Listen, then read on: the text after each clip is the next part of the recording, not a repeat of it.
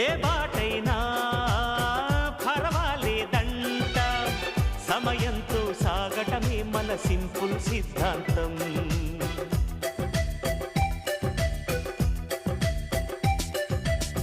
చిరుగాలికి పరిమళమిచ్చే సిరిమల్లెల వనమై ఉందాం, గగనాన్ని నేలను కలిపే హరివిల్లుల బంతెన అవుదాం.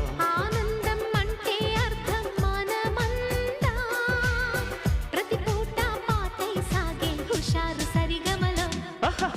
ఎన్నో ఎన్నో రాగాలుండే సంగీతం కాదు